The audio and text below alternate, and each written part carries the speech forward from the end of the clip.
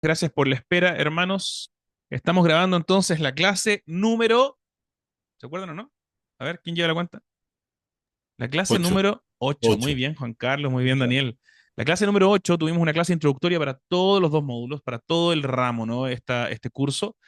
Y estamos en la séptima clase del primer módulo. El primer módulo que fue Introducción a la Biblia. Hoy terminamos con la narrativa del libro de Apocalipsis. Déjenme contarles un poquito lo que se viene para nosotros en esta clase y luego ya nos vamos a meter de lleno a lo que vamos a estar viendo durante nuestro tiempo juntos.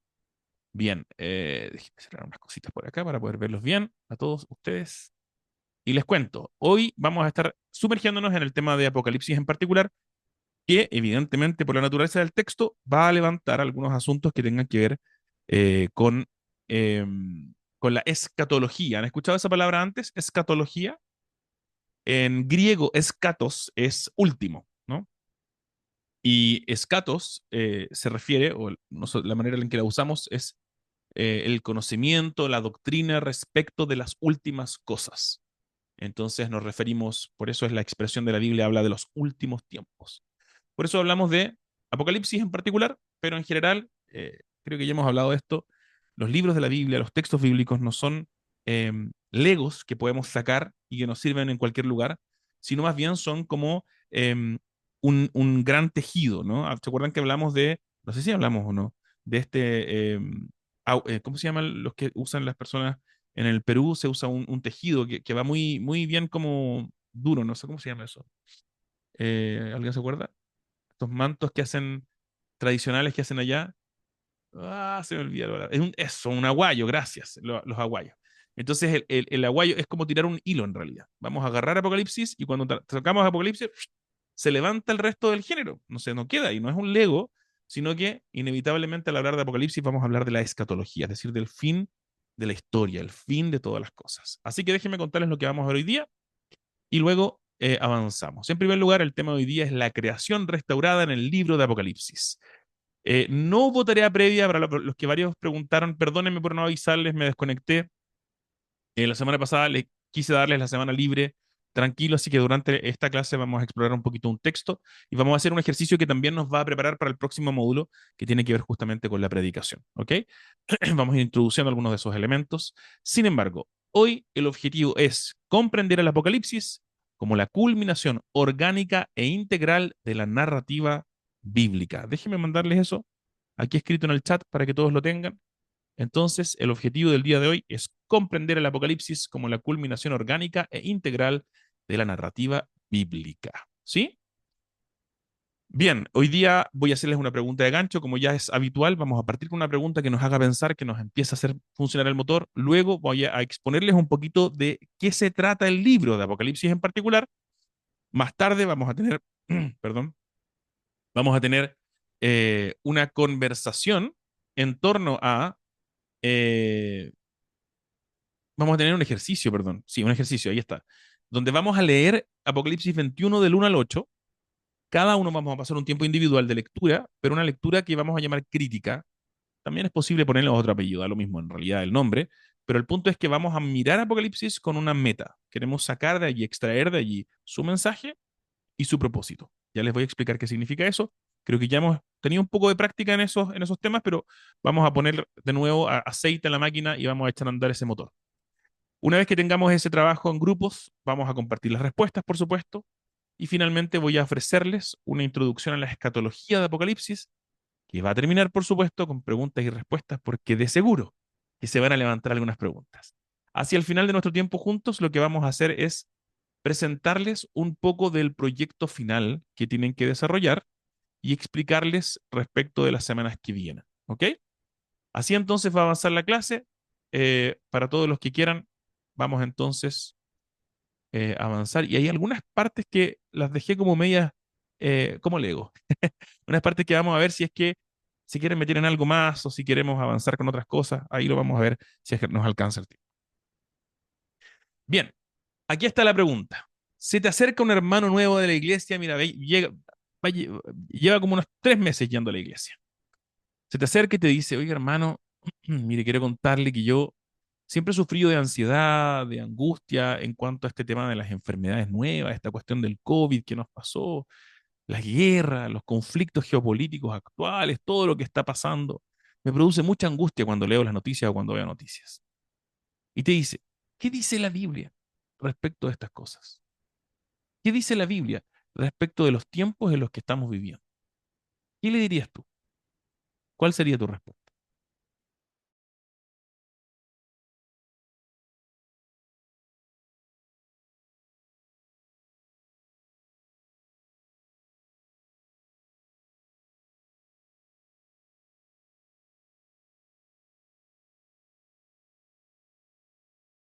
El que quiera puede abrir su, bueno, idealmente que levante la mano y están abiertos los micrófonos para que podamos compartir nuestra respuesta.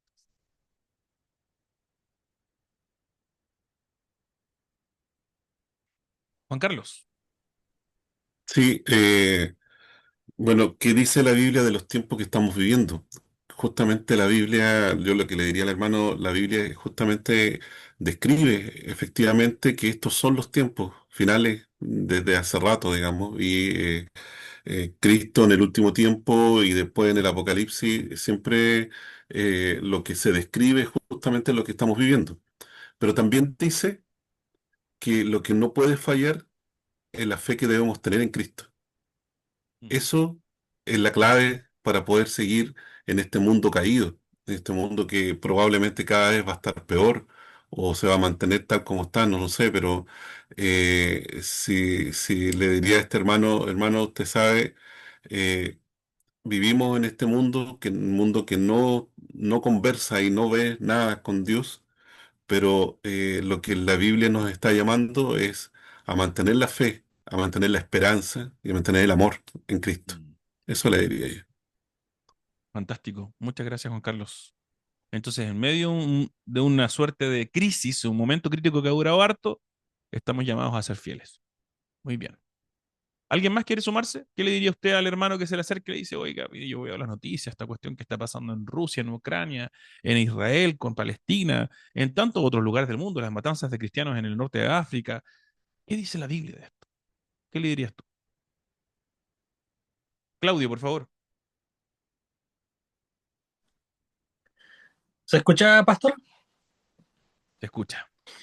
Sí, yo le diría a esa persona de que estamos en un mundo corrompido, con todas las calamidades que existen, pero hay una esperanza, que Dios nos va a traer un nuevo mundo. Eso sería.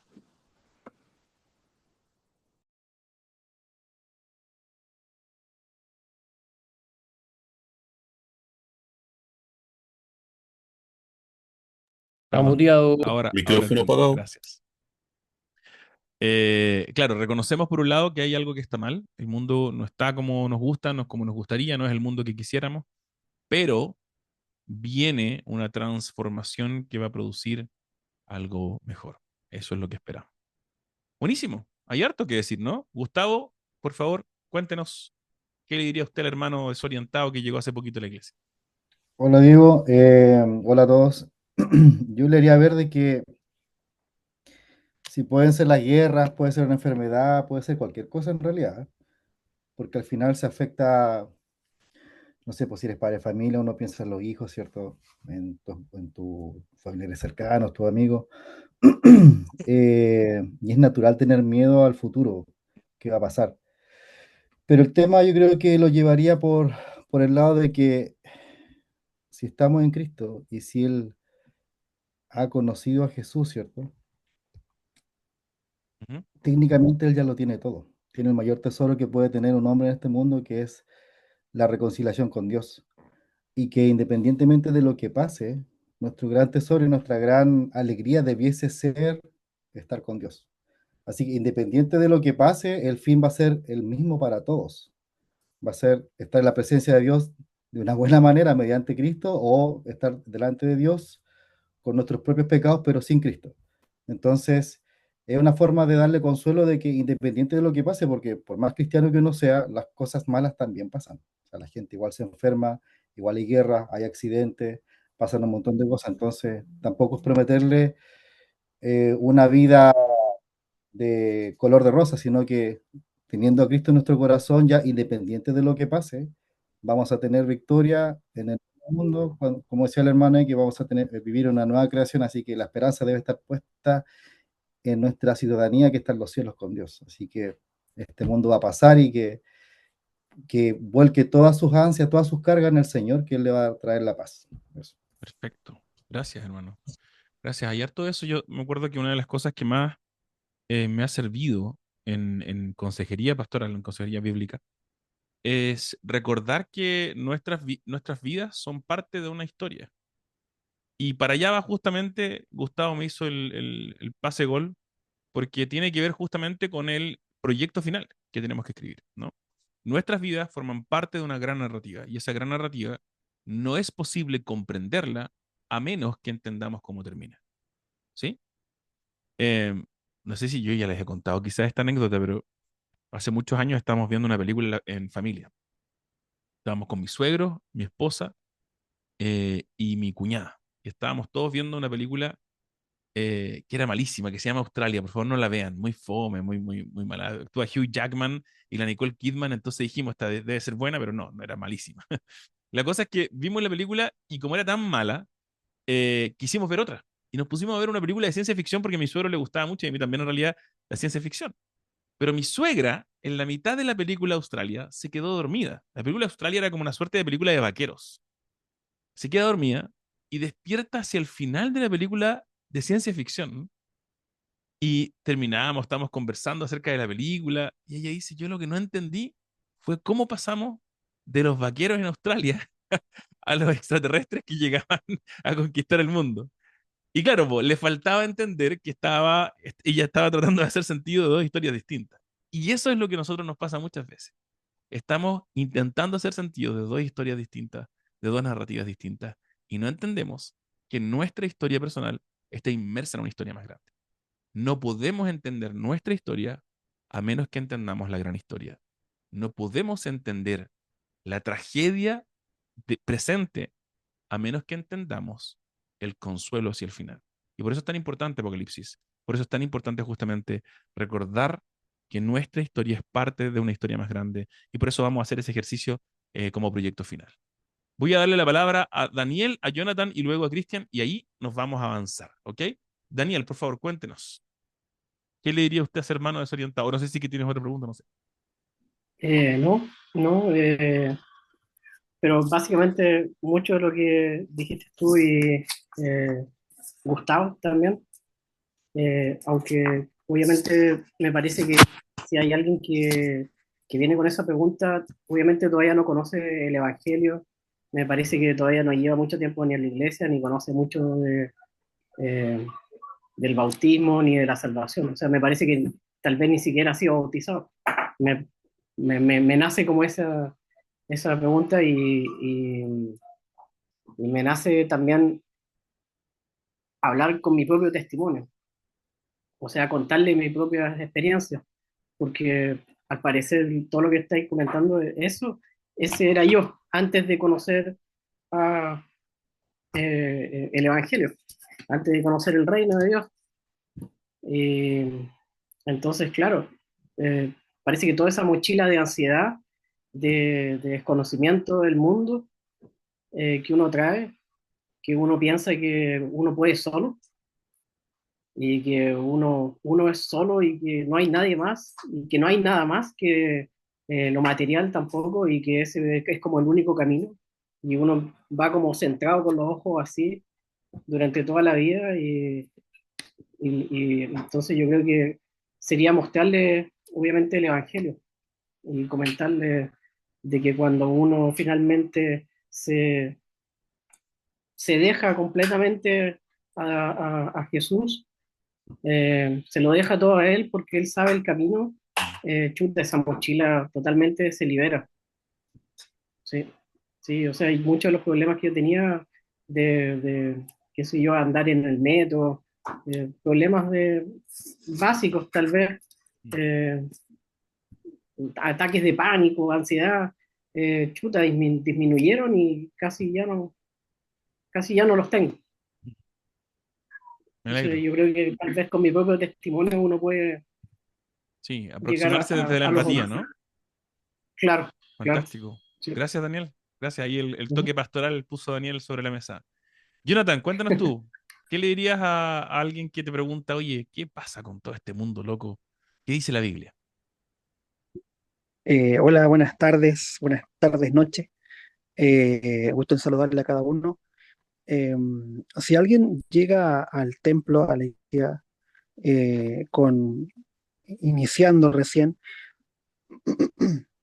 dando sus primeros pasos en la fe y tiene estas preguntas, estas consultas, yo iría, me acercaría con Juan 3:16, como rompiendo el hielo, porque es uno de los más conocidos, es algo que más se puede digerir, eh, y tratando de explicarle, eh, explicar ese versículo de que Dios, ¿cierto? Dios envió a su propio Hijo, por amor a este mundo, pero ahí cuando dice, y ahí explicar que este mundo no es el mundo, sino que es el cosmos, porque la tragedia universal fue cósmica, la tragedia que ocurrió en el Edén fue cósmico, fue algo que se corrompió totalmente. Entonces, Cristo tenía que venir no solamente a salvarnos, a redimirnos, a rescatarnos, sino que a restaurar lo que se había caído. Entonces, y vemos, explicándole de esa forma pudiese ser, para que pueda digerir mejor las palabras, explicar de cómo esta caída fue creciendo, creciendo, creciendo, creciendo. Y vemos Génesis 5 cuando dice que Adán y Eva tuvieron otros hijos, pero ya no había una similitud con Dios. Dios dice que hizo al hombre a su imagen y semejanza, pero dice que Adán y Eva tuvieron hijos ya corrompidos, pero a la imagen y semejanza de ellos. Por lo tanto, ya la corrupción venía ya, en este gen, y por ende esto se va multiplicando, multiplicando, multiplicando. Por ende, esto no es un tema de Dios, sino que es la humanidad del hombre que decidió decidir por sí misma, y cada vez que decidimos por nuestro mismo méritos, al final vamos sembrando humanidad y humanidad cada vez más corrompida, y vamos destruyéndolo y vamos destruyéndolo. Y como dice Thomas Hobbes, que el hombre es el lobo del hombre, el hombre se comienza a atacar, comienza a destruirse, porque es su naturaleza corrompida. Entonces ahí, como dice Juan 3:16, Cristo vino a restaurar, a rescatar, a redimir y a restaurar este cosmos, esta naturaleza caída, para que nosotros pudiésemos estar ya en paz el uno con el otro. Por ahí, iría por lo más, como más pedagógico, con algo que él ya tiene conocimiento, como es Juan 3:16. Por ahí Perfecto. avanzaría. Perfecto. Gracias, Jonathan. Buenísimo, buenísimo. ¿Cómo se van complementando las respuestas? Es interesante. Cristian, cuéntenos usted y ahí pasamos a hablar del libro de Apocalipsis. Bueno, hola a todos. Lo mío, no voy a hacer un resumen de lo que dijeron los hermanos, pero algo me acuerdo de lo que aportaron. Yo creo que, según la pregunta que tú señalas ahí, si un hermano viene y me pregunta por estas situaciones que están pasando a nuestro alrededor, mi respuesta, sin rodeo, sería, bueno, a nosotros en esta vida, en este mundo que vivimos, eh, que es un mundo caído, un mundo donde el sufrimiento está y donde los cristianos no están, digamos, ausentes de ese sufrimiento, ¿ya? De hecho, la Biblia misma lo dice, y pensé uno que por causa de Cristo también se nos ha concedido no solo creer en Él, sino que sufrir por causa de Él, ¿cierto? Entonces, a la luz de eso, el sufrimiento es parte integral de este mundo. Sin embargo, la esperanza, como decían los hermanos, está en que el Señor restaurará todo esto. Apocalipsis lo dice, no sé si en el 21 me parece mucho, habla acerca de la nueva creación. O sea, hacia allá apunta también la vida del cristiano, hacia allá está puesta también nuestra esperanza de lo que el Señor va a hacer cuando Él venga. Restaurará todas las cosas. No solamente nuestras vidas, sino que el cosmos en general. Así que cobrar ánimo, acompañar, seguir, eh, Evidentemente que el acompañarnos es importante, animarnos a la fe, a las buenas obras, como dice Pablo, y esto es importante en este caminar, esta vida cristiana. Gracias, Cristian. Buenísimo. Qué bueno tener esas distintas perspectivas que complementan nuestra respuesta. ¿Qué le diríamos al hermano? Bueno, vamos a revisar, tenés que revisar después. ¿Qué le diríamos después de entender un poquito más del Apocalipsis? Perdón, yo estoy con una tos residual muy pesada, que me dura mucho y todavía estoy un poco con esa tos rara. A ver, vamos entonces. Apocalipsis, déjenme contarles un poquito del libro de Apocalipsis, ya que estamos aquí en el tema de los asuntos actuales y todo. Respecto de la escatología, tengo que decir y partir diciendo algo muy importante. Nosotros vivimos en un mundo extremadamente influido por Platón. Platón tenía una idea del cielo, del mundo de las ideas, que se veía o que se recogió desde el cristianismo ya desde muy temprano en el siglo IV como parte de la escatología. Es decir, a ver, sí, está grabándose esta clase, hermano, no se preocupe. Entonces, ¿qué pasó? Que Platón tenía un discurso de el mundo de las ideas, por eso nosotros hablamos de un amor platónico, es un amor ideal, un amor donde está lo perfecto. Para Platón, lo perfecto estaba en este mundo de las ideas y nosotros lo que experimentamos en este mundo, en esta dimensión, digámoslo así, es imperfecto, es corrupto, es de baja calidad. Por lo tanto, los postplatónicos, los filósofos postplatónicos, los griegos, tenían una suerte de desprecio por el cuerpo, por la fisicalidad y guardaban en alta estima estas ideas, ¿no? Eso influyó en el cristianismo y debo decir que ahí nuestro queridísimo Agustín de Hipona ayudó a la idea y generó en el fondo una mezcla de la escatología bíblica, es decir, la esperanza final del cristiano, de la Biblia con el mundo de las ideas. Así que nosotros hoy día popularmente entendemos, cuando hablamos del cielo, normalmente tenemos en nuestra cabeza instalado el chip del mundo de las ideas. Así que decimos, cuando yo me muera, me voy al cielo. ¿Qué queremos decir con eso? La imagen popular. Tengo un libro que le leo a mi hija, muy bueno, ¿cómo se llama? Erickson Tada, Johnny Erickson, algo así, que se llama La Super Fantástica Fiesta Sin Fin. Buenísimo. Y ahí muestra, ¿no? Justamente cómo a veces tenemos esta concepción del cielo que vamos a andar todos con poca ropa, por decirlo así, con una arpa tocando así como flotando en las nubes, ¿no? Mundo de las ideas. Pero cuando vamos a Apocalipsis, cuando vamos al lenguaje bíblico, nos encontramos con que hay algo tangible, físico, material, que implica la renovación de todo lo creado. Esa es la dirección a la que se dirige todo. Y dijimos las semanas anteriores que el Evangelio tiene que ver con la renovación de todas las cosas. Efesios 1, Colosenses 1, Colosenses 2, perdón. Tantos pasajes que hablan de cómo la meta a la que se dirige toda la historia es la renovación de la buena creación de Dios. Así que un buen teólogo bíblico que se llama N.T. Wright, obispo anglicano también, él dice, tiene mala fama N.T. Wright, pero es muy bueno, vale la pena leerlo. Él dice, la resurrección de Jesús es el comienzo del nuevo proyecto de Dios. No de arrebatar a los hombres de la tierra al cielo, sino de colonizar la tierra con la vida del cielo. Al fin y al cabo, de eso se trata el Padre Nuestro. ¿Acaso no decimos nosotros también cuando decimos el Padre Nuestro? ¿No repetimos y decimos que venga a tu reino? No decimos llévanos a tu reino, decimos que venga a tu reino. Así que N.T. Wright dice y nos recuerda que la historia de la Biblia tiene que ver, ¿no?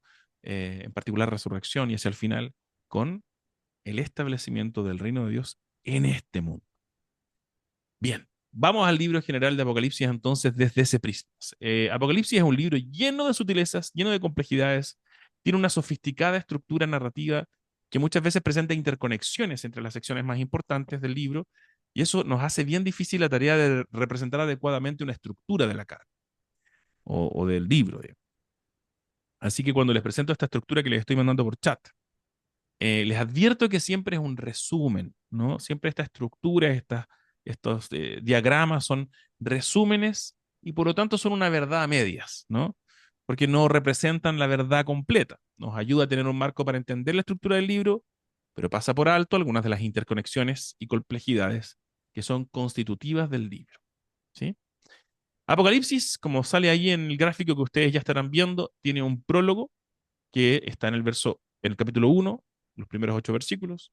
Luego se nos presenta una visión inaugural de Cristo con las iglesias, que incluye estos 7 mensajes a las iglesias. Eso va del capítulo 1 hasta el capítulo 3. Ahí está eso es lo más típico que se ve en las iglesias de Apocalipsis. Parece que tenemos un temor basal de predicar Apocalipsis, entonces en general llegamos hasta el capítulo 3, ¿no? El mensaje de Jesús a las iglesias. Del capítulo 4 en adelante, al 4 al 5, vemos una visión inaugural del cielo que conduce a 3 series de 7 y 2 intercalaciones. Ahí lo vamos a ver. Pero básicamente del 5 hasta el 16 es una gran sección. Todo lo que viene del 6 al 16 depende de esta visión inaugural del cielo. Es una suerte de comentario, explicación basada en esa visión inaugural del cielo. Entonces, 4, 5, visión inaugural. Capítulo del 6 al 8, los 7 sellos. Capítulo del 8 al 11, 7 trompetas. Capítulo del 12 al 15, pausa. Aquí hay algo interesante que quiero decirles. Los 7 sellos y las 7 trompetas son básicamente juicios de Dios, tragedias humanas que ocurren en el intento de Dios de llevar a la humanidad a reconocerlo y a volverse a Él. Pero no pasa nada. Una y otra vez esa narrativa termina diciéndonos que la gente no se arrepiente y no cree. Y justo en medio, ahí en el capítulo 12 al 15, está la historia del pueblo de Dios en conflicto con el mal. Justamente allí aparecen 2 testigos que en el lenguaje de Zacarías, porque es una cita, digamos, de esa figura de Zacarías, se nos habla de los 2 testigos que son el sacerdocio y la monarquía, el rey y el sacerdote. Y en Apocalipsis se nos presenta a esta mezcla del rey sacerdote que viene a dar testimonio. Ahora, nosotros entendemos que el rey sacerdote es Cristo en primer lugar, pero en el rey sacerdote están todos aquellos que han sido injertados en él por medio de la fe. Y por lo tanto, nosotros que estamos en Cristo, que es una de las expresiones más populares de la Biblia, se nos describe como estos testigos. Y la iglesia da testimonio en esos capítulos. Cuando la iglesia da testimonio para explicar lo que está ocurriendo, para explicar hacia dónde se dirige la historia, por primera vez en el libro de Apocalipsis, las naciones paganas se arrepienten y creen. Entonces están los 7 sellos, las 7 trompetas, nada ocurre. El pueblo de Dios da testimonio y la gente cree. Y la gente se arrepiente. Y ahí vienen las 7 copas que finalmente producen el efecto deseado. Del 17 al 19 se nos habla de la Babilonia, la gran ramera, que es una referencia a Roma en particular y a su sistema sociopolítico. Luego se nos habla de los capítulos 19 al 21 de la transición de esta Babilonia hacia una nueva Jerusalén, de esta mala ciudad corrupta hacia la santa ciudad de Dios. Y capítulos 21 al 22, la descripción bella de la nueva Jerusalén, que no es la antigua Jerusalén, sino justamente el lenguaje habla de una suerte de nueva Jerusalén renovada, distinta, que es la esposa, ¿no?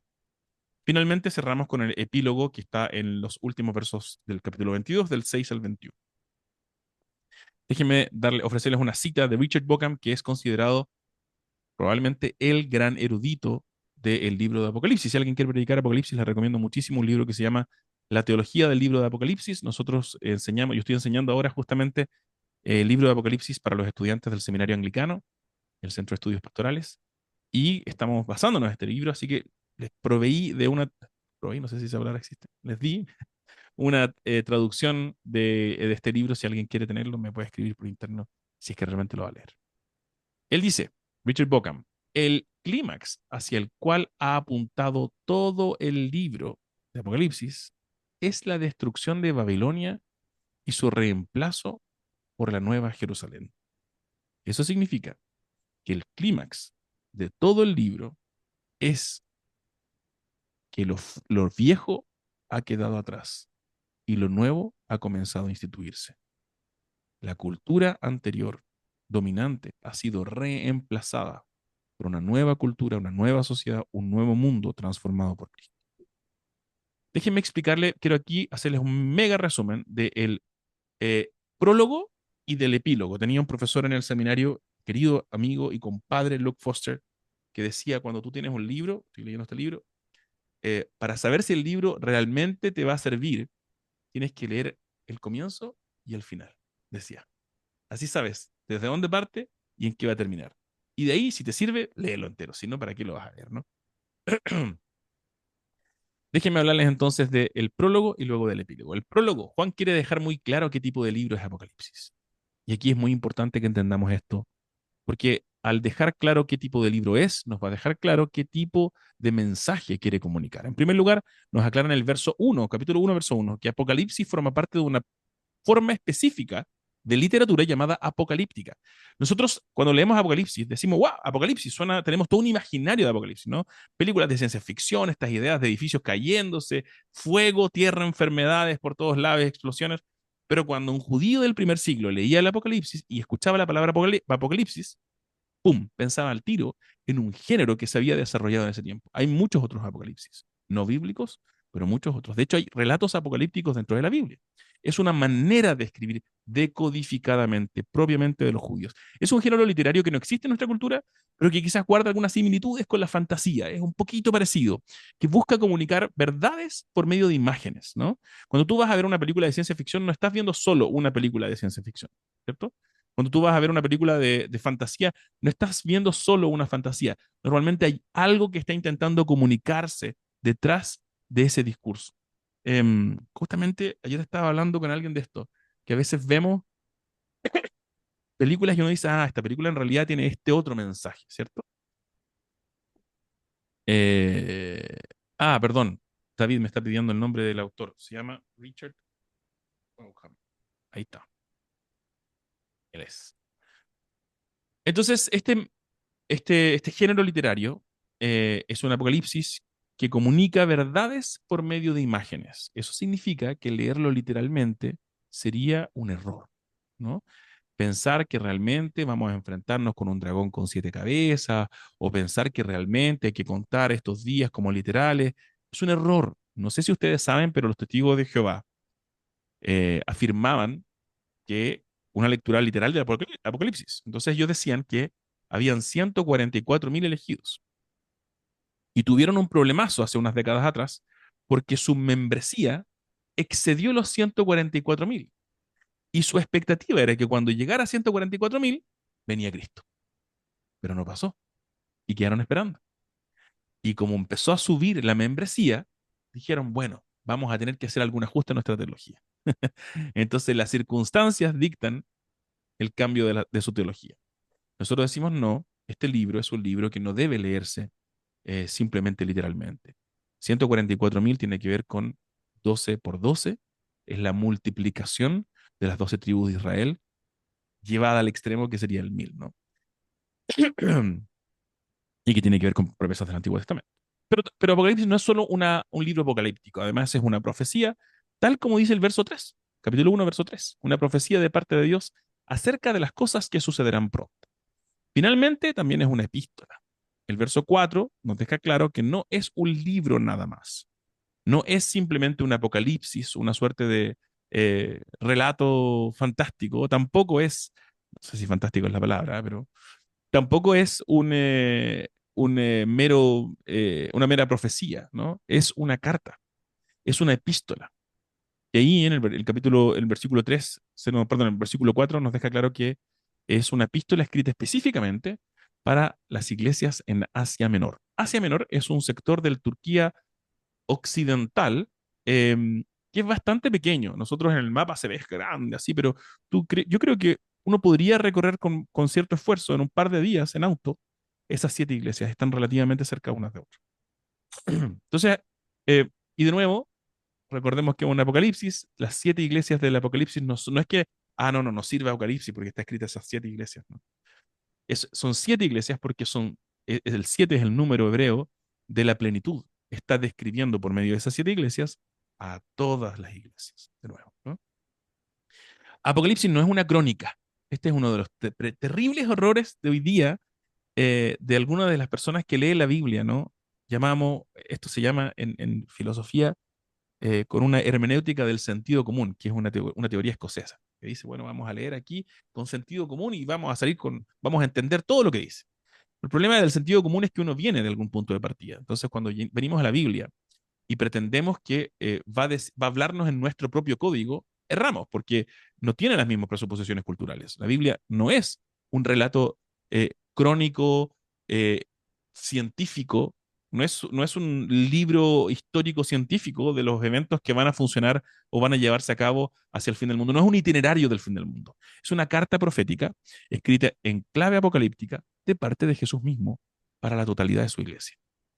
Entonces el verso 4 está diciendo justamente eso.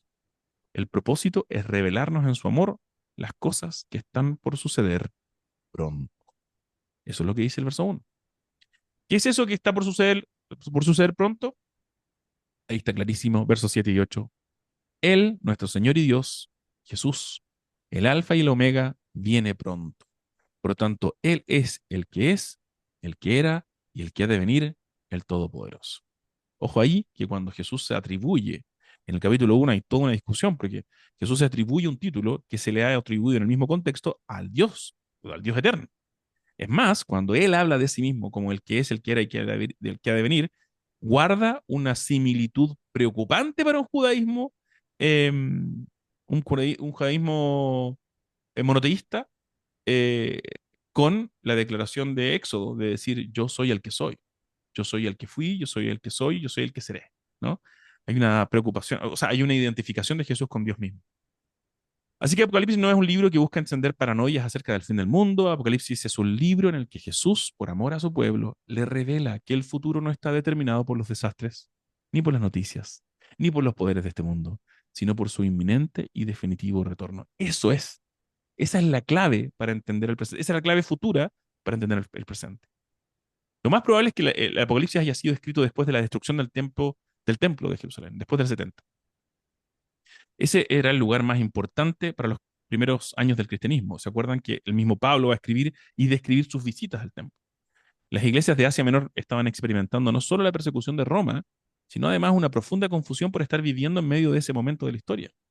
Siempre habían adorado, siempre se habían reunido en torno al templo. La semana pasada justamente veíamos a la iglesia reunida día a día en el templo, y ahora no. Los cristianos habían estado esperando que el Señor volviera y de repente oyen de persecuciones, de muerte, de destrucción. Si lo pensamos bien, es un contexto que no es tan distinto al nuestro, ¿eh? A lo mejor nosotros tenemos preguntas respecto al futuro. Bueno, esta cuestión va a terminar en la Tercera Guerra Mundial o no? ¿Se va a meter la OTAN finalmente a resolver el problema entre Ucrania y Rusia? ¿Realmente va a intervenir finalmente Naciones Unidas en lo que está pasando en Gaza? Hay tantas preguntas que tenemos. Aquí mismo, ¿no? Y quizás tú también llegaste hoy día pensando en que el mundo parece estar girando en un caos incontrolable, que tu futuro, que el futuro de tu familia es incierto. Pero Apocalipsis nos recuerda que en medio de un mundo que parece desmoronarse, nuestro futuro está seguro si estamos unidos a Cristo. Porque no son las potencias del mundo, ni Putin, ni Trump, ni ninguno de ellos, los que deciden en qué va a terminar esta historia.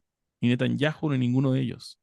El que nos ama, el que nos libertó de nuestros pecados con su sangre.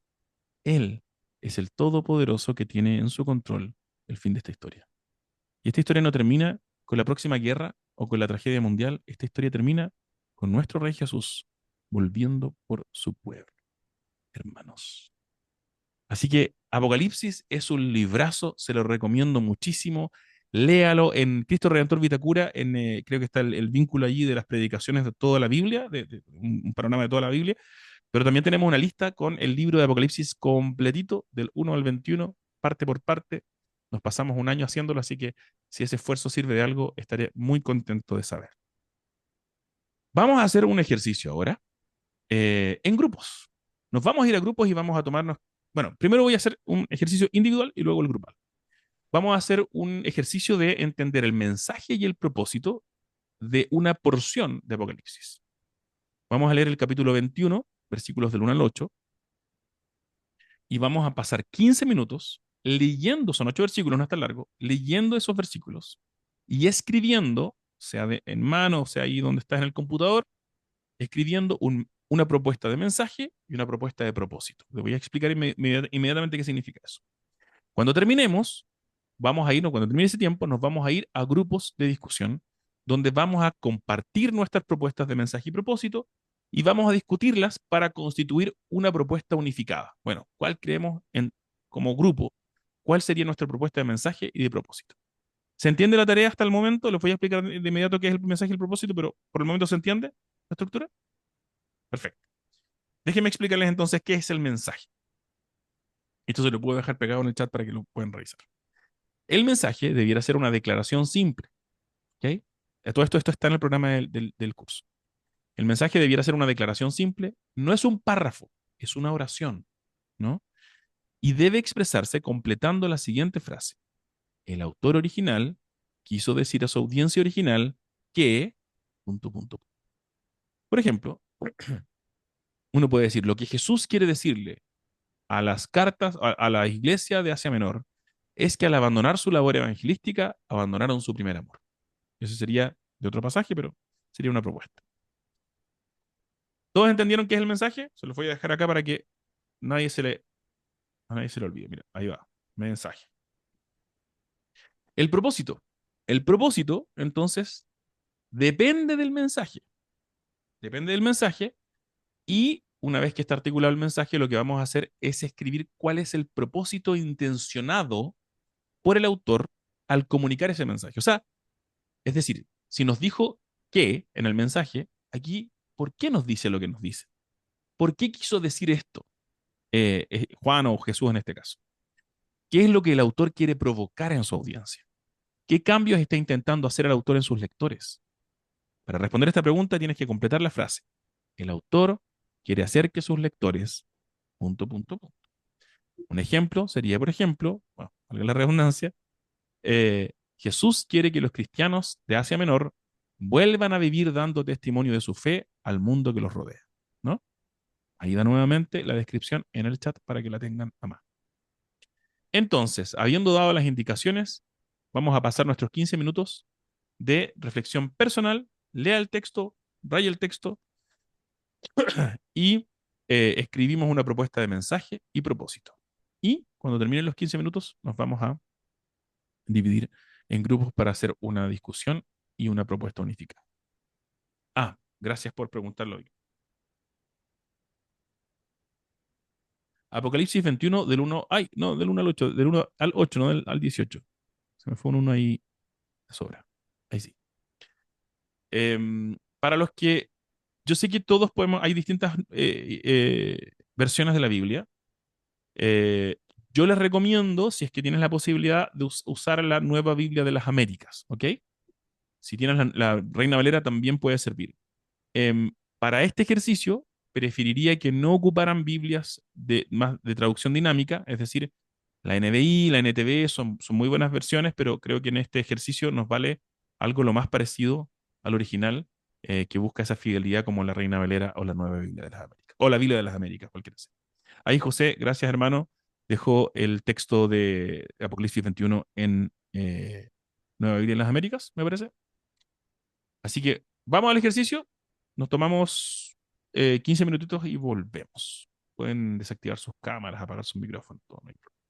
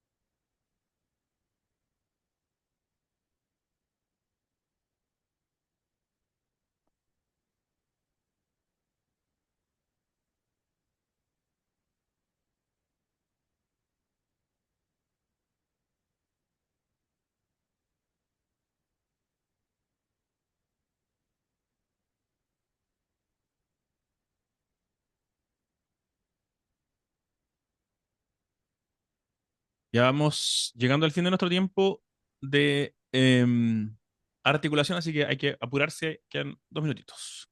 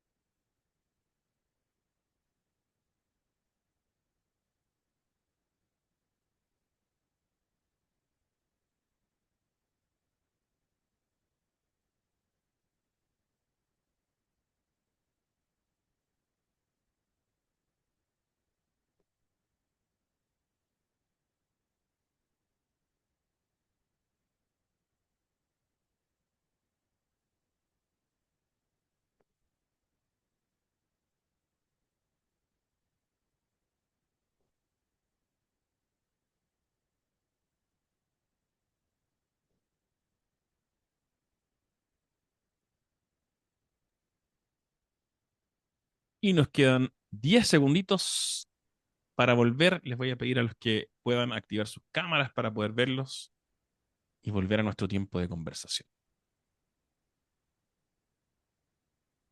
Mira qué épico. Hemos vuelto. No sé, me siento como en El Señor de los Anillos cuando suena esa música. Fantástico. Vamos de vuelta entonces con nuestra conversación. Ahora lo que vamos a hacer es irnos a los grupitos, compartir nuestras respuestas, discutirlas y producir a partir del grupo. Voy a tratar de hacer grupos pequeños para que podamos tener buenos acuerdos allí, construir e integrar lo que tenemos como mensaje y propósito y proponer una idea conjunta, ¿no? De grupo. ¿Ya? Los vamos a enviar entonces a grupitos y esto va a ser por, ¿cuántos somos ahora? 45. Ah, yo veo poquitos acá, ahora entiendo que son muchos más. Ok, vamos a poner entonces unos, ¿cuántos ponemos? 11 grupos pongamos, ¿les parece? 4, pongamos 12. Así no nos... Mira, listo. Y ustedes pueden asignarse sus propios, pueden elegir si es, y alguno que tenga dificultad, yo les voy a ir dando la instrucción de ingresar, ¿ok?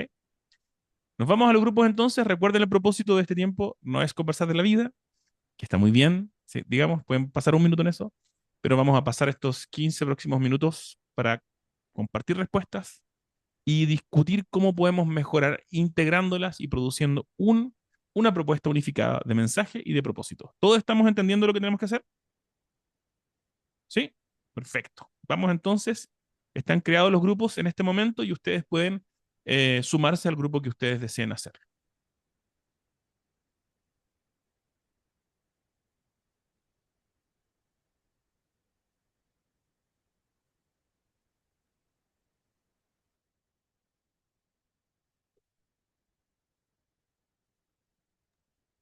Veo varios que se están sumando, algunos que se están quedando, así que los voy a ir asignando, ¿ok?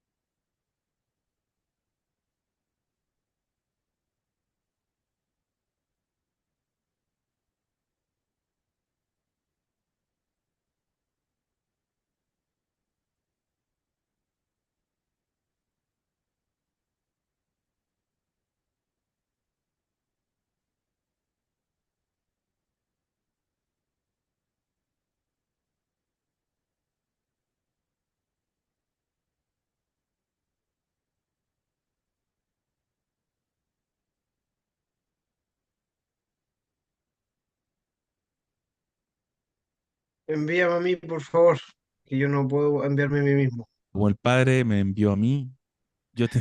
Paquetético. Perdón. Ahí vas. Gracias.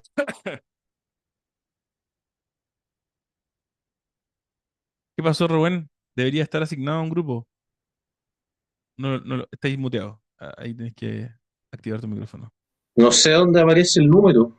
A ver si lo voy a intentar de Ah, nuevo, ¿vale? vale. Eh, ahí. Debería aparecerte un No, no me anuncio. aparece. ¿No te No me aparece? aparece el anuncio. No. Chuta, no te aparece nada. A ver. Qué raro, ¿eh? Eh, unirse. Aparece. ¿Ahí sí? Ya, perfecto. Qué raro. Fabio, Erwin, Rodrigo, Elsa, ¿están ahí? Cuéntenme, ¿los asigno a un grupo o están observando nada más?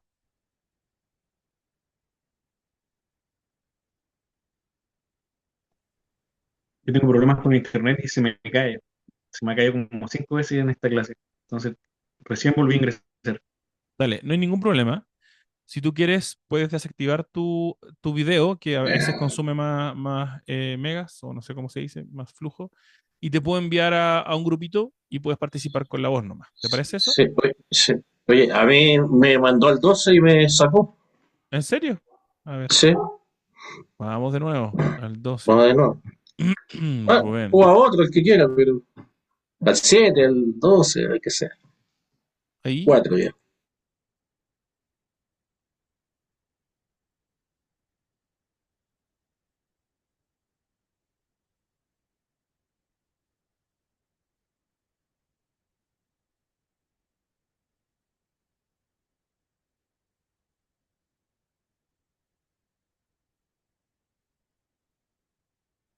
Estoy entendiendo que Elsa, Rodrigo, Fabio están aquí y no, o sea, no Me están devuelve, presentes. me ¿En devuelve. serio? Qué extraño. Rubén, Sí, ¿puedes intentar salir y volver a entrar para probarlo? ya, ya.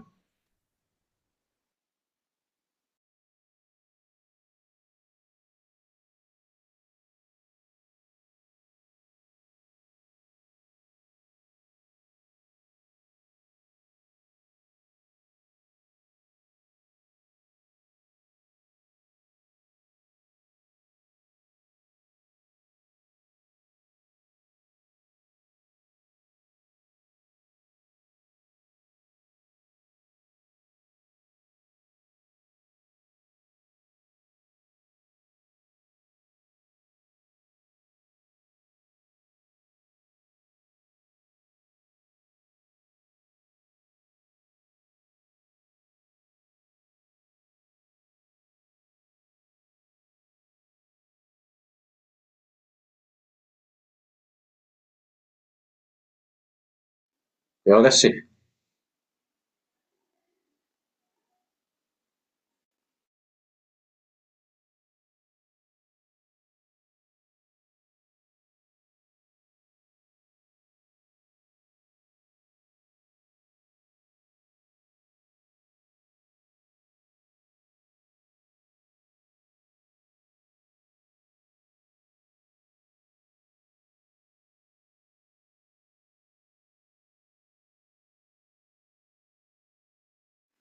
Nuevamente me tira del 12 hacia afuera.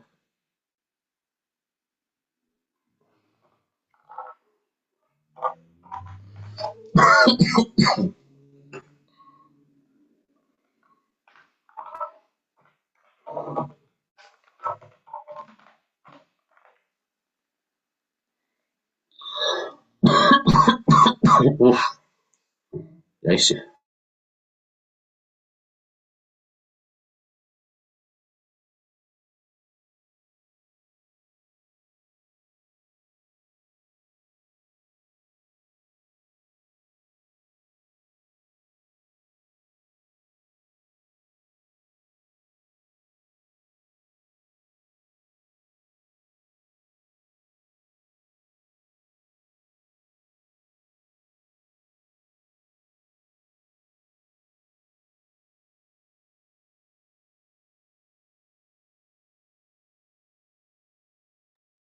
No hay caso. Está No hay ahí. caso. Pucha, qué Sí, lata, qué extraño. Nunca me había sí, pasado eso. sí. Y te devuelva. Sí, a lo mejor ya la última vez, si no, trabajo solo, conmigo mismo. Dale, dale. Claro. Vamos a intentarlo. Última mirada, a ver. Le voy a mandar. Si no, ya no hay por dónde. Ahí.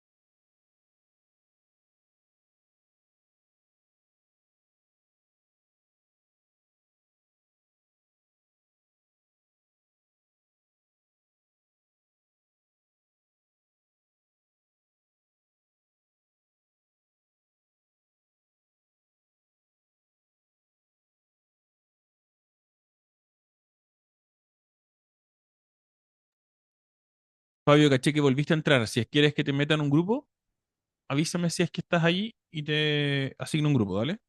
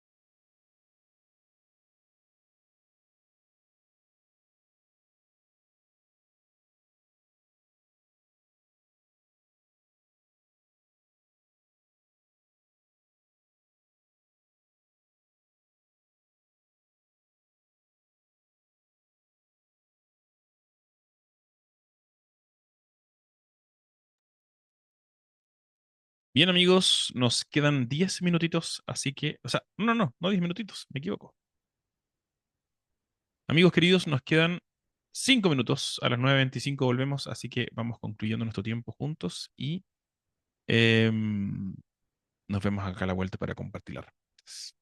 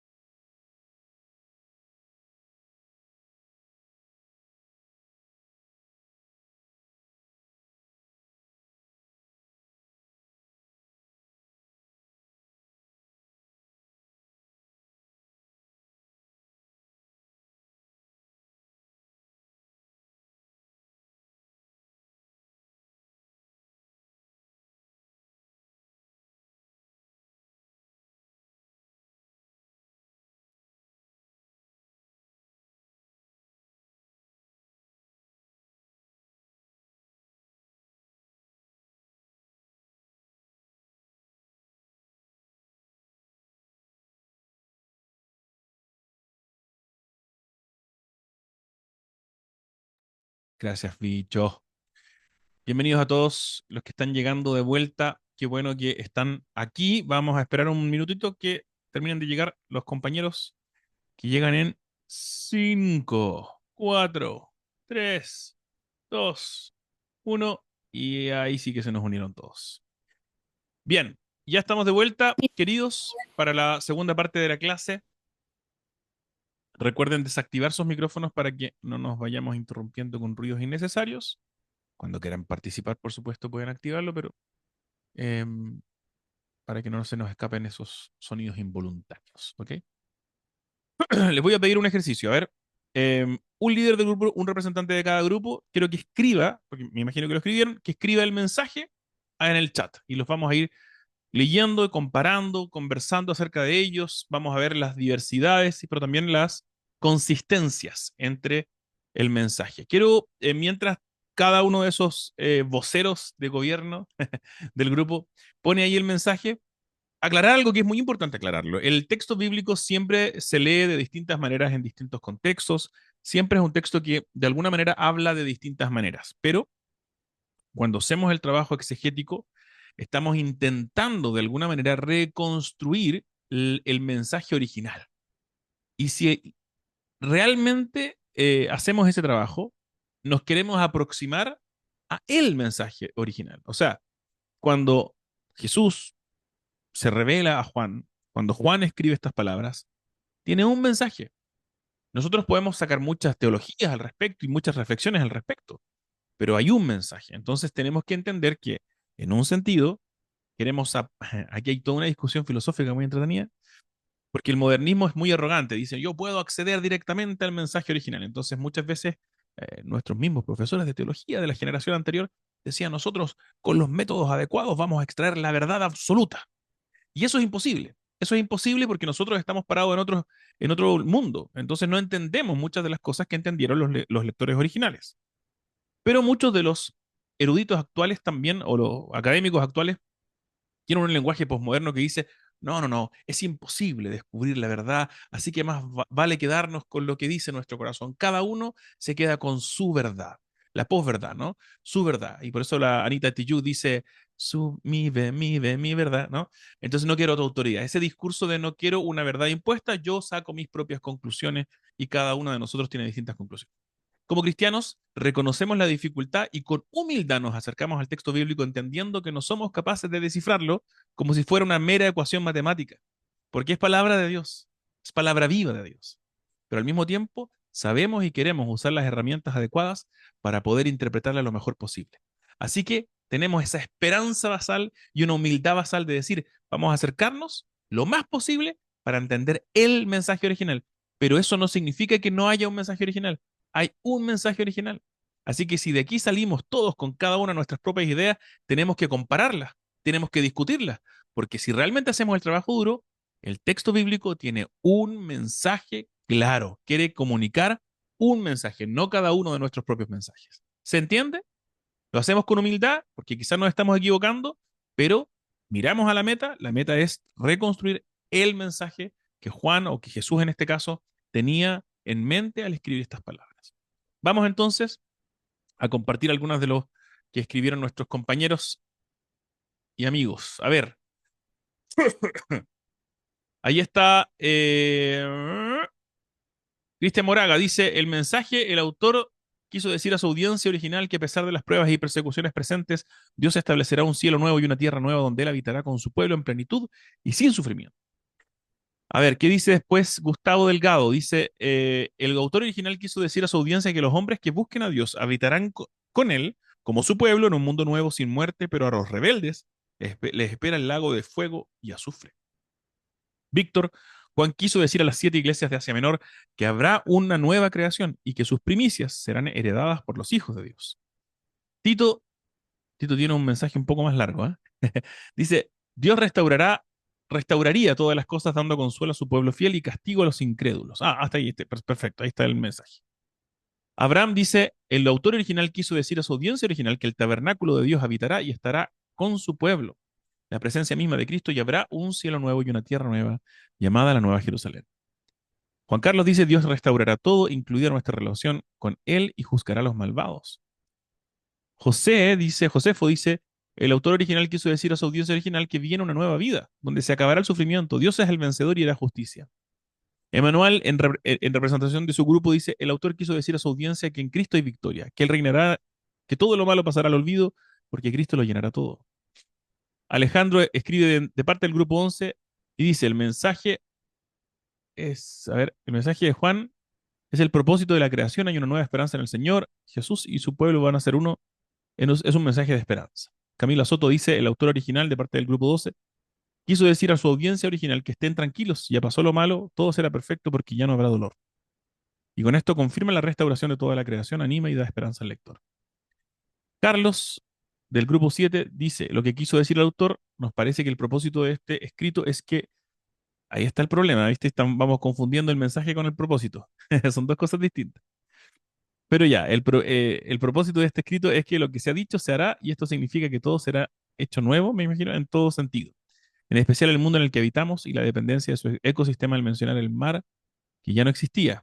Vamos a hablar ahí de los simbolismos.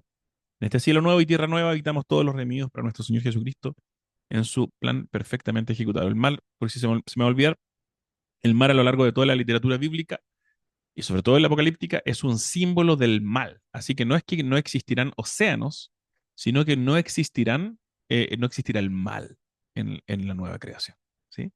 Así que tranquilo, nos vamos a poder bañar en la playa, solo que no existirá lo malo, el maligno. Fíjense que en el libro de Apocalipsis, en el libro de Daniel, en el libro de Zacarías también, en algunos contextos, las bestias, por ejemplo, surgen ¿de dónde? Salen del mar. Así que es la fuente del mal. Mensaje, Eugenia dice, el autor quiere decir que Dios renovará toda la creación, donde él mismo vivirá con su pueblo. No hay sufrimiento, no dolor ni muerte. Está sentado en el trono y establece quienes forman parte de su reino. Bien, hay varios ahí. Grupo 10 dice, el autor quiere hacer ver a las iglesias la seguridad plena que está puesta en quien es eterno, de que el mundo actual y sus circunstancias son pasajeras y a cambio vendrá una renovación de todas las cosas. Y Joan, el último, eh, dice, lo que Jesús quiere decirle a su audiencia original es que Él restauraría todas las cosas y ese futuro es mucho mejor que el pasado y lo que es presente. Hay varias versiones distintas y por eso es tan interesante y tan necesario. No es una alternativa, es una necesidad comparar nuestras interpretaciones con los otros. A nivel global, esto es algo muy preocupante porque cada uno de nosotros aquí somos un muestreo tramposo de la fe cristiana. Somos la mayoría chilenos, sino sudamericanos, vivimos en un contexto relativamente parecido, en el siglo XXI, bajo las circunstancias e influencias de la cultura occidental, en la cultura sudamericana propiamente tal, latino, hablamos un mismo idioma. Nuestra manera de pensar e interpretar está definido de una manera particular y unificada. Pero tú vas a hablar a un africano y te va a decir, pero hay otras cosas allí, ¿no? Si le hablas a un hebreo, por ejemplo, el tema del mar no hubiera sido tema, hubiera surgido naturalmente para él, ¿cierto? Hay algunos elementos que surgen distintos y es necesario para nosotros discutir con otros nuestras interpretaciones. Por eso es que en el próximo módulo vamos a tener ese ejercicio varias veces. Vamos a recibir feedback, retroalimentación con un pastor, con amigos, nos vamos a juntar, vamos a discutir, vamos a pelear, como decía esa famosa llamada meme de hace años, vamos a pelear terrible brígido, porque queremos entender bien qué quiere decir el texto, ¿cierto? Y queremos aproximarnos. Entonces quiero animarles a todos a hacer este ejercicio de seguir discutiendo nuestras interpretaciones. No son una amenaza, sino una tremenda oportunidad para poder entender mejor, aproximarnos mejor a lo que el texto quiere decir. No creemos en la posverdad y tampoco creemos arrogantemente que nosotros somos dueños de la verdad. Necesitamos entrar con esperanza y con humildad al texto bíblico, llevarlo a cabo eh, con diligencia, pero al mismo tiempo con mucha humildad porque es palabra viva de Dios y dependemos de otros para poder entenderla mejor. Excelente ejercicio, hermanos. Vamos a dejar el propósito para la próxima semana porque si no nos vamos a comer todo el tiempo, pero ha sido muy bueno compartir con ustedes este ejercicio. Gracias, Cristian, que dice que esa era la respuesta del grupo 1. A ver, les quiero dar un espacio para que podamos tener preguntas y respuestas. Si es que hay alguna pregunta respecto de Apocalipsis, este es el momento.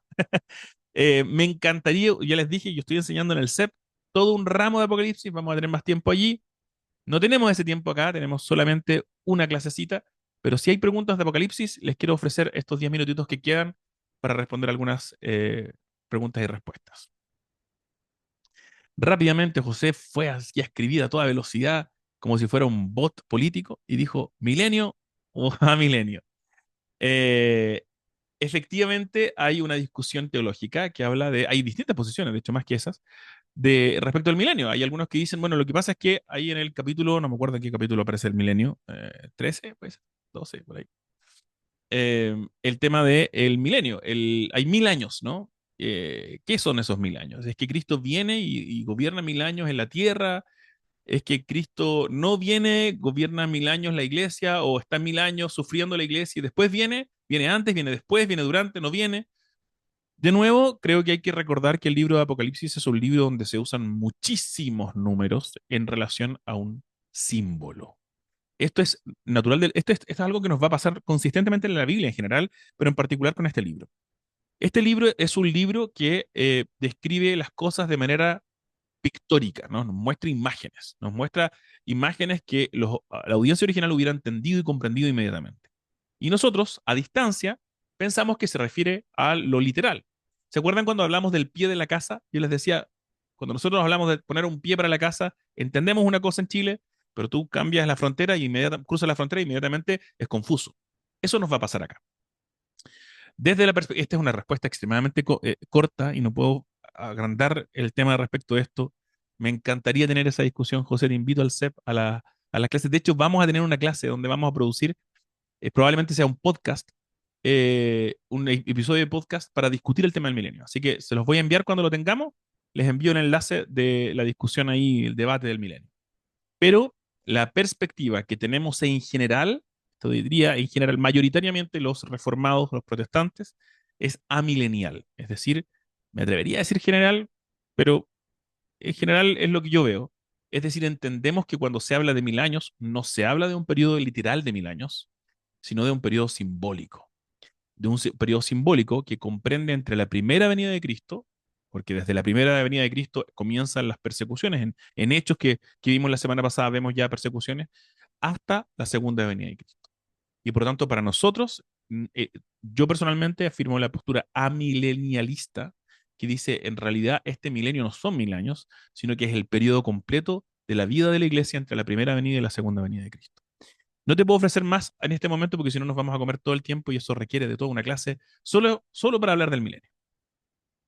Para Claudio, que me pregunta si la clase se subió, ya está lista en YouTube, hermanos, perdónenme por las tardanzas, pero sí, ya está en YouTube. ¿Existe el rapto?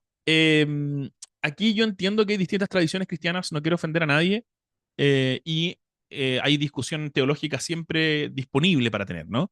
Pero desde la perspectiva, para mí, desde el estudio profundo de Apocalipsis, desde los eruditos que hoy día la llevan, el rapto es una cosa bastante moderna, em, basada en un texto fuera de Apocalipsis, además, porque en Apocalipsis no se describe esto.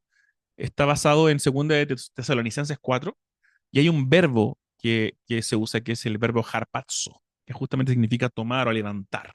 Y ahí se tradujo en la Reina Valera como, no dice raptar, dice otro, bueno, pero como tomarlos, ¿no? Llevarlos, no me acuerdo cuál es la palabra que. Y de ahí surge esta teoría del rapto. El problema que tenemos es que si queremos decir que Cristo levantará a su pueblo en ese momento, eso es lo que dice el texto. Pero normalmente lo que tenemos de atrás es la ficción de esta serie de Dejados Atrás. ¿Se acuerdan que hubo una serie de libros y una serie de películas basada en eso? A todo esto, dato freak, el autor de esos libros es papá del director de The Chosen, la serie de Jesús. ¿Se acuerdan? Dallas Jenkins. El papá de él escribió esos libros. Bueno, esos libros son ficción. Él mismo dice, esto es ficción, no estoy haciendo teología, me estoy imaginando cosas, ¿no? Entonces, lamentablemente, cuando basamos nuestra teología en una obra de ciencia ficción, ahí vemos el problema. El rapto, desde mi perspectiva, no existe en ese sentido del imaginario de dejados atrás. Sí, lo que vemos en 2 Tesalonicenses es el hecho de que cuando Cristo venga, los muertos en Cristo se levantarán y todo su pueblo saldrá como en la usanza antigua a recibir al rey triunfante para volver con él a tomar posesión de sus despojos, de su corona, de su dominio, que será la tierra. Entonces, la figura de Segunda Tesalonicenses está aludiendo a una figura común en el tiempo del primer siglo, que era que cuando un rey triunfaba en la batalla y se acercaba, el pueblo salía de la ciudad a recibirlo para entrar detrás de él en la caravana triunfal. Eso se está describiendo en Segunda Tesalonicenses, y en Apocalipsis no encontramos realmente indicios de eso en absoluto. De hecho, vamos a encontrar otras cosas, ¿no? No vamos a encontrar esa idea del rapto, eso quiero decir, ¿no? Entonces, esa sería mi respuesta. Yo personalmente creo que el rapto es una invención más bien de la ciencia ficción, que no encontramos evidencias sólidas en el Nuevo Testamento, y que, por lo contrario, lo que vemos es justamente que Cristo vendrá una vez. Hay una parusía, no hay varias parusías, no hay varias vueltas de Jesús. Él volverá una vez y volverá justamente para gobernar todo junto con su pueblo. Por eso es tan importante que nosotros salgamos de la ciudad. ¿Se acuerdan del Domingo de Ramos? Lo vimos, ¿no? Lo hablamos de esto. El pueblo sale de la ciudad, a las afueras de Jerusalén, y a recibir al rey triunfante. Jesús pasa entrando a Jerusalén y la caravana se une a él, porque están diciendo, este es el Mesías, el hijo de David. Eso mismo está ocurriendo entonces en Segunda Tesalonicenses. El verso 3, aquí el tabernáculo de Dios. El tabernáculo era esta carpa del Antiguo Testamento, del libro de Éxodo, donde Dios habitaba en medio de su pueblo. El punto es que Dios acampará, vivirá, habitará en medio de su pueblo. Ya no estará lejos. Recuerda que los judíos del segundo templo, de este periodo de Jesús, creían que Dios estaba lejos y esperaban que volviera. Vino en Jesús, pero ahora en Apocalipsis 21 se nos dice que vive, definitivamente habita junto con su pueblo. He aquí el tabernáculo de Dios, la nueva creación, es este nuevo lugar de habitación de Dios con el hombre. Y por lo tanto, como hablábamos el domingo con Luis y María Inés, el cielo, que es el lugar de habitación de Dios, y la tierra, que es el lugar de habitación del ser humano, han sido reunificados en la nueva creación. Por eso es que se dice, ¿no? He aquí el tabernáculo de Dios. Dios y el hombre vuelven a vivir en un lugar tal como en el Edén. Apocalipsis es un libro de esperanza, definitivamente, es un libro de esperanza, y es un libro de esperanza que tiene un propósito, una inclinación, que tiene que ver con un llamado a la fidelidad en medio de las dificultades, a causa de la esperanza. Lejos de la ficción de Apocalipsis como un libro de destrucción y de desesperanza, de angustia, es un libro que quiere decir, Dios es el que está sentado en el trono. Todas las cosas están saliendo tal y como Él quiere para llegar a su final glorioso. No sé si ustedes han ido al teatro. A mí me encanta recordarle a mi hija esto, ¿no? Cuando estábamos leyendo, ella se angustia mucho cuando vemos una película y aparecen estas escenas así como, no, el héroe de la película está sufriendo y se pone a llorar y decimos, mi amor, las películas terminan bien. Bueno, las películas que le dejamos ver a ella al menos, las películas terminan bien. Entonces, esta película, que se llama Biblia, termina bien. Y por lo tanto, el mensaje de Apocalipsis para nosotros es, al final, el Señor triunfa. Él está en control y va a salirse con la suya. Vivimos en esta realidad angustiosa, en esta realidad incierta, sabiendo que estamos ciertos y seguros en Él. Así que sí, es. ¿Qué opino del rapto secreto? Bueno, no creo en el rapto secreto. Creo que es una invención de la ciencia ficción. Creo que no encuentra asidero en el Nuevo Testamento. Voy a ser bastante claro con mi postura.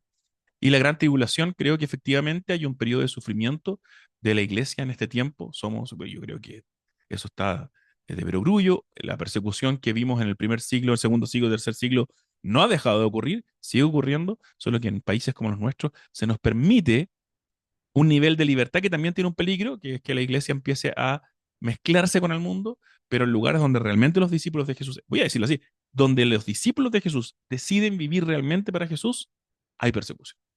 Siempre. Siempre está ahí. Claudio Tramposo, porque es la segunda que ya no vamos a seguir respondiendo preguntas, son muchas. ¿Ah? ¿Qué opina acerca del rapto secreto y la gran tribulación? Ah, ya la leí. La nueva Jerusalén es la nueva Palestina.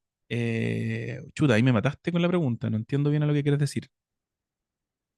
La nueva Jerusalén es una ciudad que es distinta. En el texto que leímos, desciende del cielo, por lo tanto no es la Jerusalén antigua.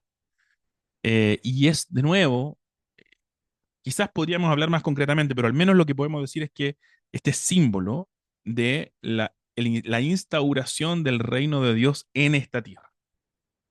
Entonces no no es la antigua Jerusalén, no estamos lidiando aquí con el asunto geopolítico.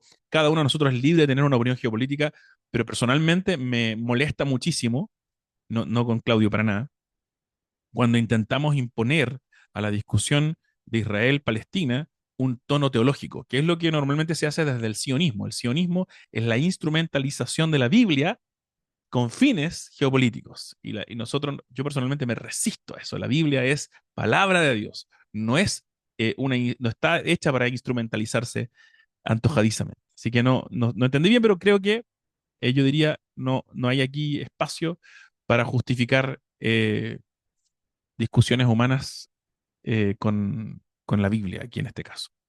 La gran ramera, aquí la gran ramera, la Babilonia, la bestia, bueno, la bestia no, la gran ramera y en particular es el entramado socioeconómico de Roma, que tiene que ver con la cultura romana y su manera de prostituirse con tal de conseguir más poder y más dinero y más poder y más dinero y participar de cosas terribles, la maquinaria, como por ejemplo la esclavitud, la muerte a diestra y siniestra, la opresión, la guerra constante, como etcétera.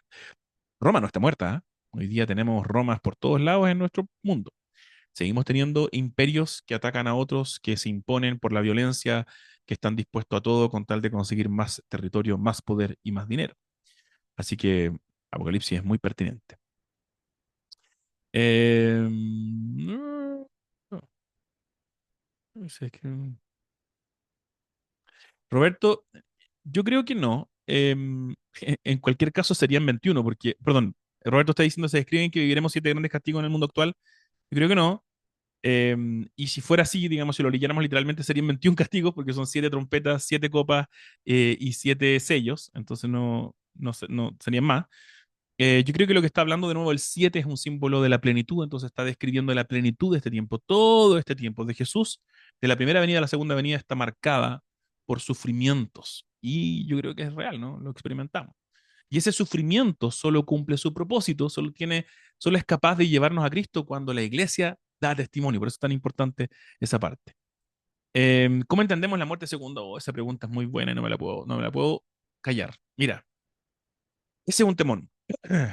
Nosotros confundimos, justo estaba leyendo un libro, ya no me acuerdo ni de quién era el libro, pero confundimos el estado intermedio con, eh, con el destino final del hombre.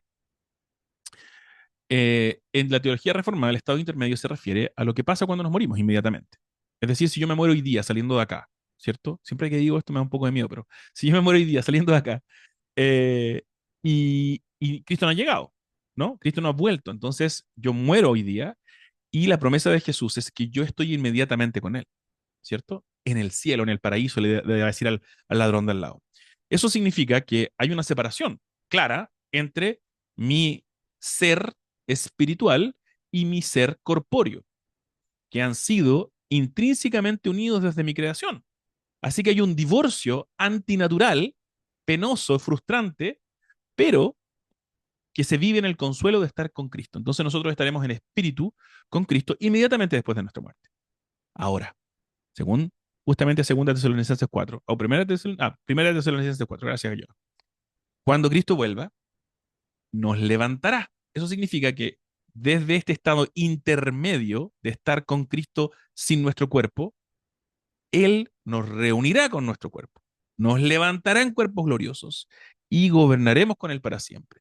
La meta, el destino final del hombre no es estar en el cielo con Dios, es estar en la tierra con Dios, gobernando el cosmos junto con Él, plenamente reunidos, así como el cielo y la tierra, nosotros en cuerpo y en espíritu, reunidos, unificados como Cristo nos creó, para vivir en cuerpos glorificados, con espíritus vivificados en el Espíritu Santo, para su gloria eternamente.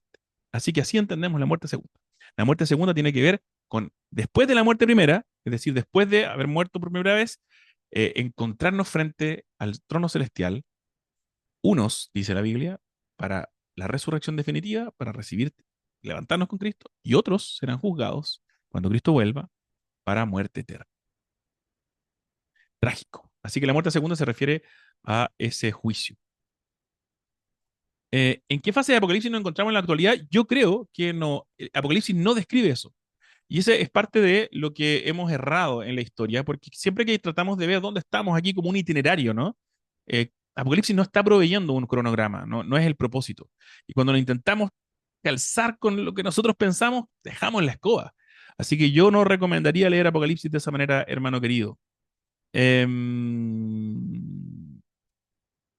Cuando Cristo venga, el mundo va a temblar. No sé, ¿es una canción?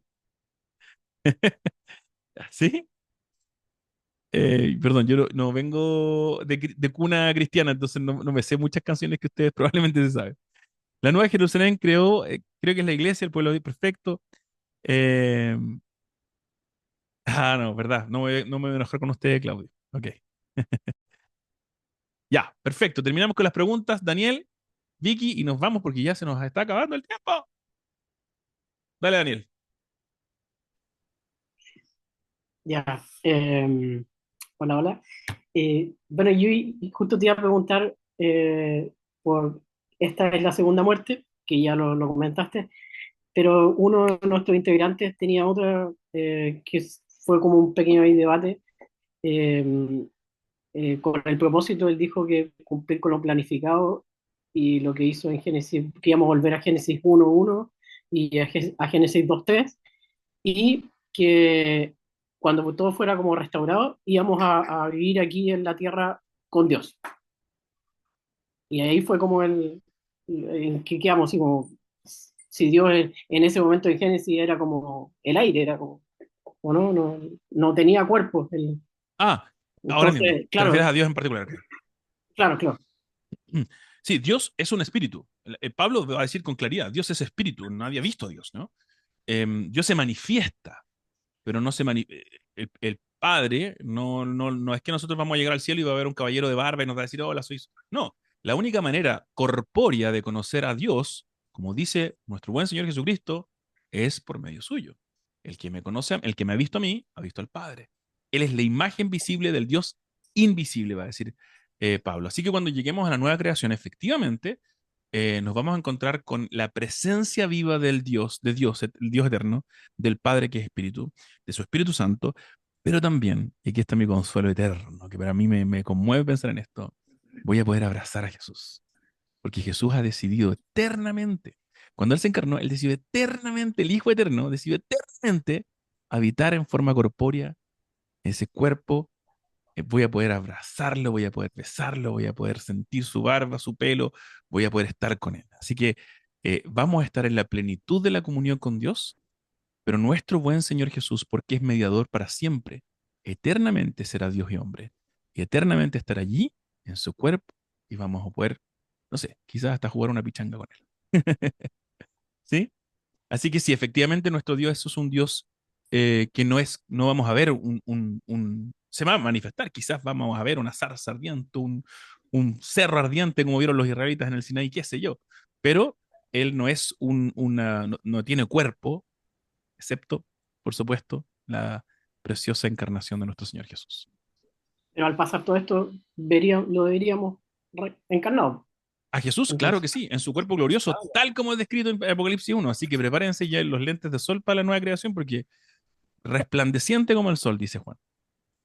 ya, genial. Genial. Bueno, entonces, a nuestro amigo Roberto, que está en Bolivia, que es anglicano también, él hizo esa pregunta de ahí Buenísimo. nació. Súper, Ya, súper. gracias a usted. De nada, Daniel. Cristóbal. Ay, ahí sí. O Hello. no sé si la Vicky. Vamos con la... Sí, estamos con... La Vicky iba a hacer la pregunta. sí, Aunque le hiciste llorar, Diego, hace 2 minutos atrás con tu abrazo a Jesús, ¿ah? Vamos a conversar. la esperanza. Em, Mira, es una pregunta que he tenido siempre, Pastor, porque siempre fue como un poco de susto cuando chica, cuando te decían, ¿sabes qué? En algún momento nos van a marcar, sobre todo en estos nuevos tiempos que nos van a marcar con el carnet dentro de la piel. Y ahí yo vengo de un mundo, tú sabes, un poco más, ¿cómo se llama? Protestante, pero más, un poco distinto a lo que estamos ahora. Y quisiera preguntar por Apocalipsis 20, cuando habla de la marca de la bestia, en el fondo, en la frente y en la mano. ¿A qué alude con eso? Porque dice los que verán al Señor, los que verán a Dios, son los que van a ser obviamente fieles a Él hasta el final, y no los que habían adorado ni a la bestia ni a su imagen, ni habían sido marcados no habían sido marcados en la mente y en la frente y en la mano. Y siempre he tenido esa pregunta. ¿A qué se refiere?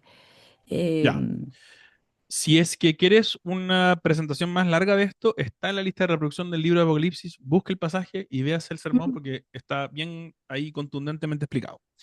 Pero súper. la idea de la frente y la mano tiene que ver con una, si no recuerdo mala, porque estoy aquí yendo un año para atrás, Ujú. a esta idea de que ellos serán marcados en su identidad pública por medio de su pensar y de su actuar. Es posible que esté medio confundido a estas alturas porque ya pasó un año, ¿eh? Pero Ya. me parece que era así. En el fondo tenía que ver con cómo pensaba esta gente, cómo meditaba esta gente y cómo actuaba esta gente.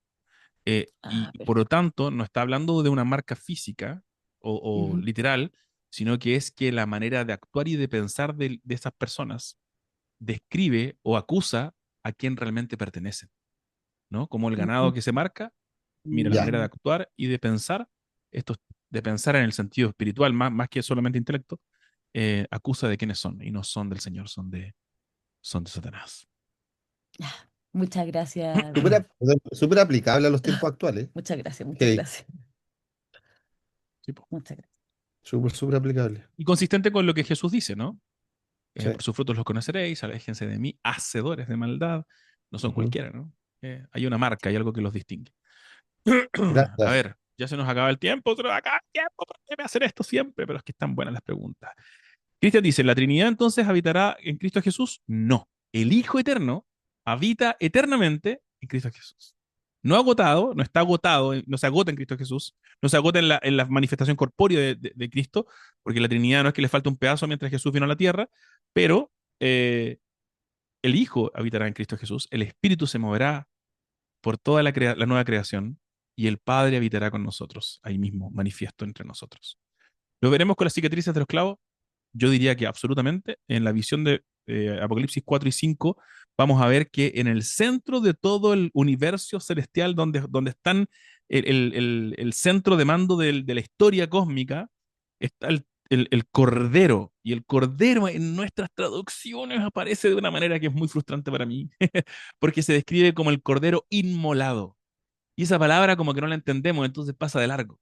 La palabra es degollado, es un cordero degollado que ha sido sacrificado. Entonces, eternamente en el centro de la creación estará Cristo con sus marcas que nos recuerdan que Él ha sido sacrificado para poner muerte a la antigua creación. Él ha sido resucitado para traer consigo la nueva creación. ¿Sí? Así que sí, veremos a Cristo con sus cicatrices. Eso es lo que yo esperaría, o es lo que yo pienso. ¿Ah? Quizás aquí el Señor me va a corregir y me va a decir, no, está ahí súper perdido. Pero creo que sería más consistente con lo que describe Apocalipsis y la Biblia en general. Eh, Claudio dice, según Hechos 2.25, estoy en Hechos 2.25, pero no habla de eso, no sé, o creo que no habla de eso, entonces no sé bien a qué te refieres. Yo también pensaba lo mismo, pero ese estado de sueño tiene que, no sé si es algo claro, me parece, y no creo que sea Hechos 2.25. Revísalo y lo podemos conversar tal vez ahí por Classroom, porque Hechos 2.25 está hablando de lo que David dice de Cristo. Gustavo dice, cuando tenemos con la edad que morimos, no tengo idea. Ahí te pusiste tramposo. No sé. Ahí vamos a ver. Cuando llegue Cristo, ahí te cuento, ¿vale? Ahí no, ahí te cuento si es que qué edad tenía. ¿Quién serán los dos testigos? Los dos testigos hay varias teorías. Uno recuerda que es la idea de Zacarías, una visión de Zacarías. Juan está aludiendo a Zacarías para hablar del rey y el sacerdote. Esos dos oficios han sido unidos en el Señor Jesús. Él es el rey sacerdote. Sin embargo, también es posible entender a partir del contexto que se está describiendo, tal vez hay una sugerencia ahí, a el testimonio unificado de Israel antiguo y el Israel nuevo, es decir, el Israel nuevo, no, Israel y la iglesia. A mí no me convence esa, pero creo que tiene más que ver con, en Zacarías al menos, con el oficio real y sacerdotal de Cristo.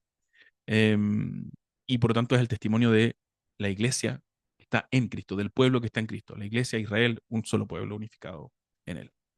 Ya, ahora sí, son las 9:59. Déjenme terminar con nuestro tiempo devocional y oramos. No creo que el cielo se abra y salga un dragón. A ver si es que están algunos fanáticos por aquí que lo escucharán. Confiemos que el tiempo será mejor. Si pudiera adivinar lo que pronto pasará, no diría que todo se va a acabar. ¿Algunos saben esa letra?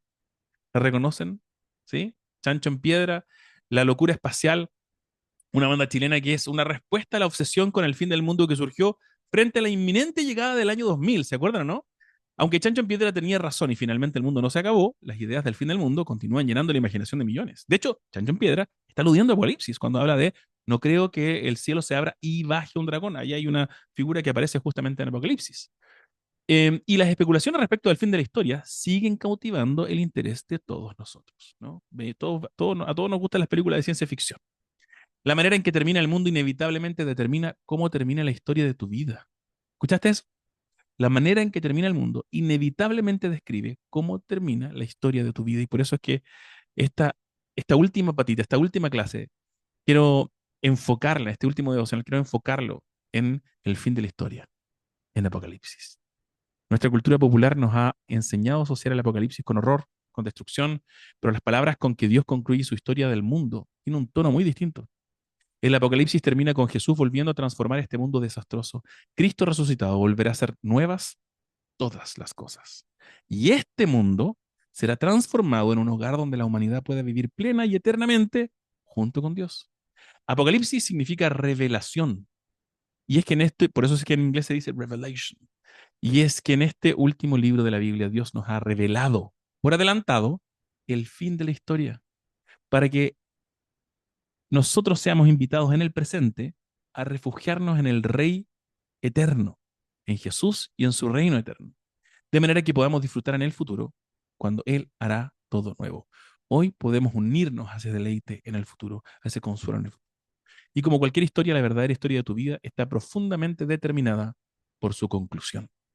Y de acuerdo con Apocalipsis, hermano, hermana, la manera en que concluyen nuestras historias está inevitablemente unida a la manera en que respondemos a la invitación de Jesús. Yo hago nuevas todas las cosas. Al que tiene sed, le daré yo gratuitamente de la fuente del agua de la vida. ¿Cómo vamos a responder a esa invitación? Eso lo tenemos que responder cada uno de nosotros.